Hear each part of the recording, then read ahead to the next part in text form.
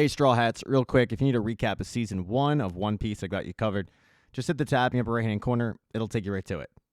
Now, the crew of the Queen Mary, meaning Zoro, Usopp, Sanji, Nami, and of course, Luffy, continue to make their way towards the Grand Line.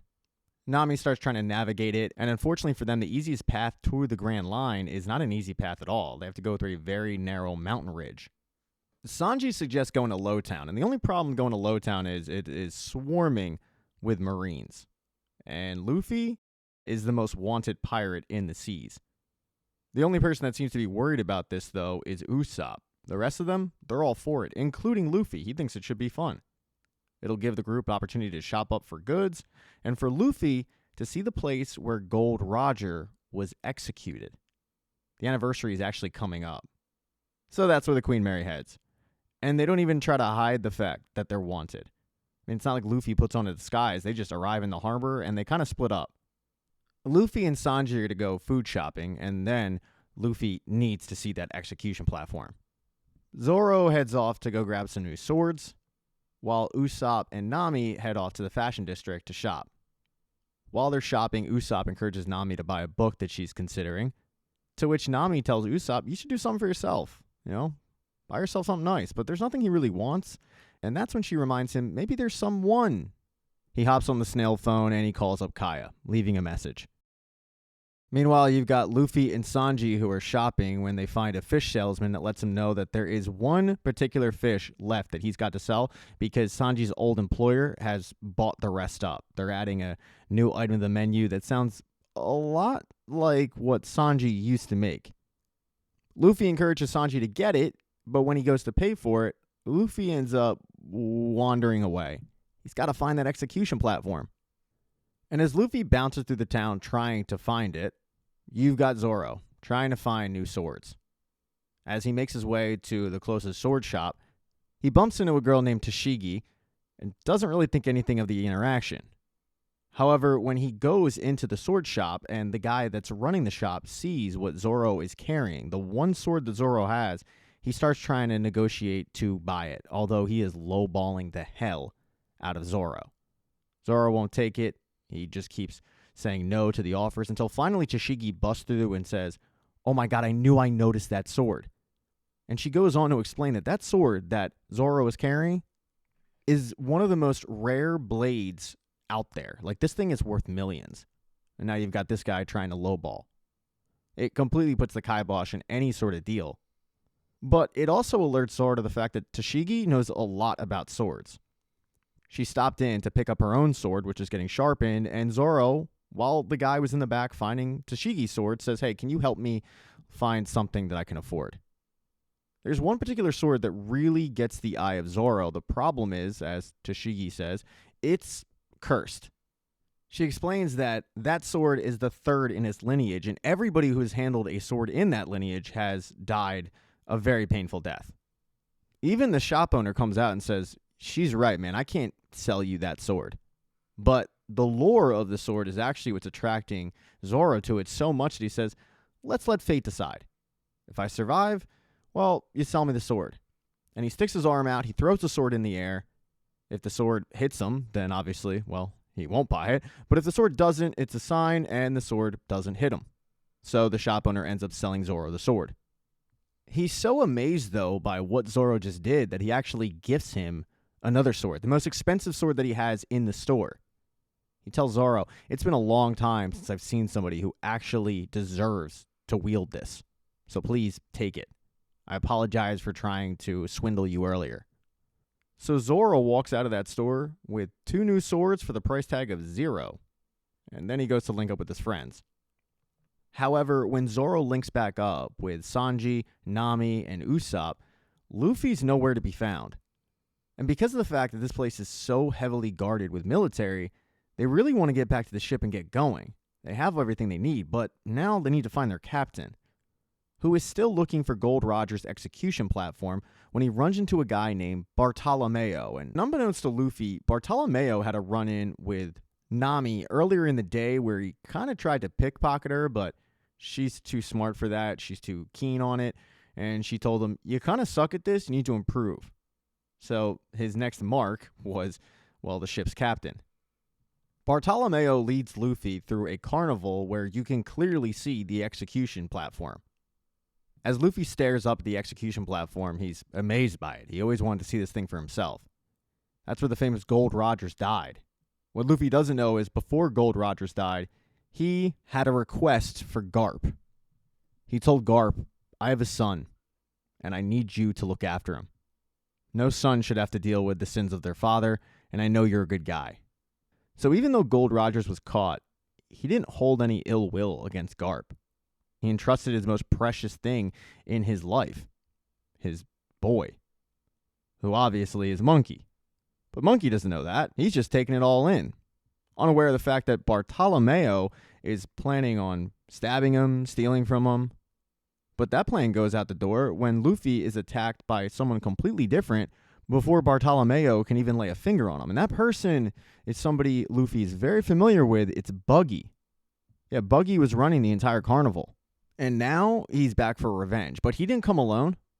He's got Alvida with him. And they both obviously want revenge.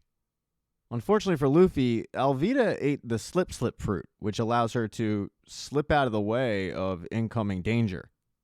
She starts sliding around, and it isn't a long time before Luffy is knocked out, where they chain him up and they put him on trial.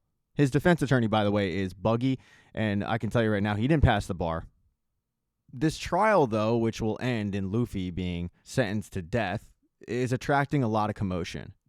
Everybody in the area is flocking to the carnival, and that includes the Marines in town, who are led by a guy named Captain Smoker. He got that name because he smokes 2 cigars at once. Not just one, he ain't no bitch. But his little lackey is Tashigi. And when they find out the pirates are in the area, they head on off because they want to arrest all of them. Tashigi not realizing that one of those pirates is the guy that she was smitten with earlier in the store, Zoro. And that group, Zoro, Sanji, Usopp, Nami, they all arrive just in time to stop Luffy from getting killed. I mean, killed right there. When Buggy and Alvida see that his crew has shown up to have his back, Alvida says, I'll take care of the crew. You take Luffy up to the execution plank. And as the pirates fight amongst themselves, Captain Smoker and the Marines, they wait. They're going to just let the pirates beat each other up, and then they're going to swoop in and arrest those that are still alive. As for Luffy, he finds himself on the same execution plank as Gold Rogers. And while Buggy is reveling in the opportunity to end Luffy's life, Luffy doesn't seem fazed by it at all. He actually starts laughing in Buggy's face about it. And right before Buggy swings his sword down on Luffy's neck, the entire platform is hit by lightning. And somehow Luffy lands on the ground, unfazed really. Bartolomeo is shocked by this, as is Luffy's crew. They can't understand how he survived such a thing. But they can't really bask in all of it for too long because that's when the Marines swoop in to arrest everybody, and Luffy and his crew realize, we got to get out of here ASAP. Bartolomeo decides to help them out, showing them a safer route to get to the ship. This does form some of the group to split up and go separate directions. So you've got Luffy, Sanji, and Zoro who split up, but they're stopped by Tashigi, who's really disappointed in Zoro for being a pirate and not revealing that. Zoro looks at Luffy and Sanji and says, get to the ship, I got this. And he starts showing Tashigi his skills. And Tashigi is more than competent with the sword, but she's not on Zoro's level, and that really pisses her off. She doesn't take losing well at all. I mean, hell, she gets mad at Zoro for not killing her. And it wasn't like while Zoro was fighting off Tashigi, Luffy and Sanji had it easy. No, they ran into Captain Smoker, who showed why he's got that name, and it has nothing to do with a nicotine addiction at all. It has everything to do with the fact that he ate a devil's fruit, and now he has the ability to shift into smoke. So it's virtually impossible to hit him. Smoker's actually able to pin Luffy down, but right before he kills him, just like Buggy, he stopped. Unlike Buggy, it's not by lightning, it's by somebody else, who grabs Smoker's wrist and says, who are we to stand in the way of another man's voyage? And Smoker recognized this guy.